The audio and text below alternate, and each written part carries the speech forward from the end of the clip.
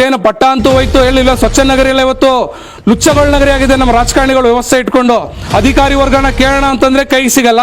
ಕಾರ್ಪೊರೇಟರ್ಗಳು ಅವಧಿ ಮುಗಿದೋಗಿದೆ. ಜನಸಾಮಾನ್ಯರು ಇಂಥ ತೊಂದರೆ ಇಟ್ಕೊಂಡು ಯಾರನ್ನ ಕೇಳ್ಬೇಕು ಸ್ವಾಮಿ? ಯಾರನ್ನ ಕೇಳಬೇಕು? 65 ಜನ ಕಾರ್ಪೊರೇಟರ್ಗಳು, 4 MLA, ಒಬ್ಬ MP, ಇವರೆಲ್ಲ ಕತೆ ಮಿಸ್ಬೇಕು. ಹೇಳಿ ಎದ್ದೇಳಿ ಅಧಿಕಾರಿಗಳೇ. 2015-16 2 ವರ್ಷಗಳ ಕಾಲ ಸತತವಾಗಿ ದೇಶದ ನಂಬರ್ 1 ಸ್ವಚ್ಛ ನಗರಿಯಾಗಿ ಹೊರಹೊಮ್ಮಿದ್ದ ಮೈಸೂರು ಈ ಬಾರಿ 27ನೇ ಸ್ಥಾನಕ್ಕೆ ಕುಸಿದಿದೆ. ಪ್ರವಾಸೋದ್ಯಮ, ಅತ್ಯುತ್ತಮ ಮೂಲ ಸೌಕರ್ಯಗಳಿಗೆ ಹೆಸರಾಗಿರುವ ಮಹಾರಾಜರು ಕಟ್ಟಿ ಬೆಳೆಸಿದ ನಗರವನ್ನ ನಮ್ಮ ಅಧಿಕಾರಿ ವರ್ಗ, ಮಹಾನಗರ ಪಾಲಿಕೆ ದೊಡ್ಡ ಮಟ್ಟದಲ್ಲಿ ನಿರ್ಲಕ್ಷ್ಯ ಮಾಡಿರುವುದೇ ಈ ದುಸ್ಥಿತಿಗೆ ಕಾರಣ. ಈಗಲಾದರೂ ಕಾರ್ಯಪ್ರವೃತ್ತರಾಗಿ. ಹೌದು, ಅರ್ಧಕ್ಕೆ ನಿಂತ ಕಾಮಗಾರಿಗಳು, ಎಲ್ಲೆಂದರಲ್ಲಿ ಕಸದ ರಾಶಿ, ಶೌಚಾಲಯಗಳ ಸೂಕ್ತ ನಿರ್ವಹಣೆ ಇಲ್ಲದೆ ಇರುವುದು ಇಂದಿನ ಸ್ಥಿತಿಗೆ ಪ್ರಮುಖ ಕಾರಣ.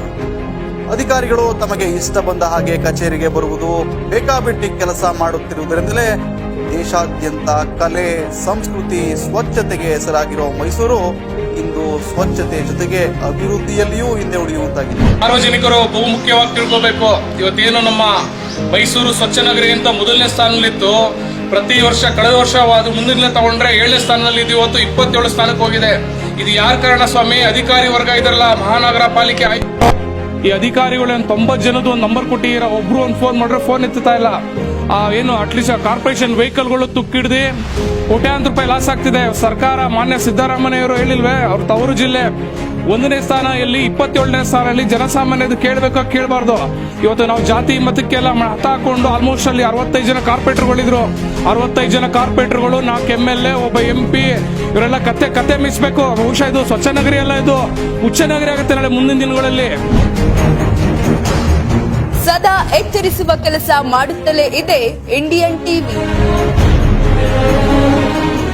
ಈ ಬಗ್ಗೆ ಇಂಡಿಯನ್ ಟಿವಿ ಸತತವಾಗಿ ವರದಿ ಮಾಡುತ್ತಾ ಸಮಸ್ಯೆಗಳಿಗೆ ಪರಿಹಾರ ಒದಗಿಸುವ ಕೆಲಸ ಮಾಡಿದೆ. ಹೀಗಿದ್ದರೂ ದಪ್ಪ ಚರ್ಮದ ಅಧಿಕಾರಿಗಳು ಎಚ್ಚರಗೊಳ್ಳದೆ ಗಾಢ ನಿದ್ದೆಯಲ್ಲಿ ಇದ್ದ ಪರಿಣಾಮ ಇಂದು ದೇಶದಲ್ಲಿ ಸ್ವಚ್ಛತೆಯಲ್ಲಿ ಮೈಸೂರು ನಗರ 27ನೇ ಸ್ಥಾನಕ್ಕೆ ಕುಸಿದಿದೆ. ನಗರದ ಕೇಂದ್ರ ಭಾಗವಾದ ಅರಮನೆಯ ಸುತ್ತಲೂ ಇರುವ ರಾಜಮಾರ್ಗದಲ್ಲಿ ತಡೆಗೋಡೆಗಳು ಕಿತ್ತು ನಿಂತಿವೆ, ನೆಲಹಾಸುಗಳು ಎದ್ದು ಬಂದಿವೆ. ಪ್ರಮುಖ ರಸ್ತೆಗಳಲ್ಲಿಯೇ ಮ್ಯಾನ್ ಹೋಲ್ಗಳು ಬಾಯಿ ತೆರೆದು ನಿಂತಿವೆ.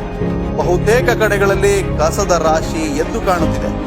ಇದರೊಂದಿಗೆ ರಾಜಕಾಲುವೆಗಳು ಹೂಳಿನಿಂದ ತುಂಬಿಕೊಂಡಿವೆ. ಇದೆಲ್ಲವನ್ನ ಇಂಡಿಯನ್ ಟಿವಿ ಸಮಗ್ರವಾಗಿ ವರದಿ ಮಾಡಿ ಅಧಿಕಾರಿಗಳ ಗಮನ ಸೆಳೆದಿದೆ. ಹೀಗಿದ್ದರೂ ಅಧಿಕಾರಿಗಳದ್ದು ಮಾತ್ರ ದಿವ್ಯ ಮೌನ. ಇವತ್ತೇನು ಪಟ್ಟ ಅಂತೂ ಹೋಯ್ತು ಹೇಳಿಲ್ಲ, ಸ್ವಚ್ಛ ನಗರಿ ಎಲ್ಲ ಇವತ್ತು ಲುಚ್ಚಗಳ ನಗರಿ ಆಗಿದೆ. ನಮ್ಮ ರಾಜಕಾರಣಿಗಳು ವ್ಯವಸ್ಥೆ ಇಟ್ಕೊಂಡು ಅಧಿಕಾರಿ ವರ್ಗನ ಕೇಳೋಣ ಅಂತಂದ್ರೆ ಕೈ ಸಿಗಲ್ಲ. ಕಾರ್ಪೊರೇಟರ್ಗಳು ಅವಧಿ ಮುಗಿದೋಗಿದೆ. ಜನಸಾಮಾನ್ಯರು ಇಂಥ ತೊಂದರೆ ಇಟ್ಕೊಂಡು ಯಾರನ್ನ ಕೇಳ್ಬೇಕು ಸ್ವಾಮಿ? ಯಾರನ್ನ ಕೇಳ್ಬೇಕು? ನಿಮ್ಮನ್ನೇ ಕೇಳ್ಬೇಕಲ್ವಾ? ನಿಮ್ಗೆ ಹೇಳಿಲ್ಲ, ಮರ್ಯಾದೆ ಕೊಟ್ಟು ನಮಗೆ ಬೇಜಾರಾಗಿದೆ. ಹೊಟ್ಟೆ ಉರಿಯುತ್ತಲ್ಲಿ ಹೋಗಿ ನಿಂತ್ಕೊಂಡು ರೋಡ್ಗಳು ನೋಡಿದ್ರೆ ಹಸುಗಳು 100 ಜನ ಬಿಟ್ಕೊಂಡವ್ರೆ, ಯಾರು ಕೇಳೋರಿಲ್ಲ. ಸರ್ಕೇನು ಕಾರ್ಪೊರೇಷನ್ ವೆಹಿಕಲ್ಗಳು ಇವತ್ತು ತುಕ್ಕಿಡಿತಾ ಇದೆ, ಕೇಳೋರಿಲ್ಲ. ಕಸದವ್ರು ಅಟ್ಲೀಸ್ಟ್ ಫೋನ್ ಮಾಡ್ರೆ ಅವ್ರಿಗೂ ಹೇಳಿಲ್ವೇ, ಅವ್ರಿಗೂ ಒಂಥರ ಇದೆ. ಇವತ್ತೊಂದಿನ ಕಾಲದಲ್ಲಿ ಅವ್ರು ಕಸ ಎತ್ತಕ್ ಬಂದ್ರು, ಅವ್ರಿಗೂ ಕೈಗೆ ಒಂದು 20-100 ಕೊಡ್ಲೇಬೇಕು. ನಾಳೆ ಹಬ್ಬ ಬೇರೆ ಇದೆ.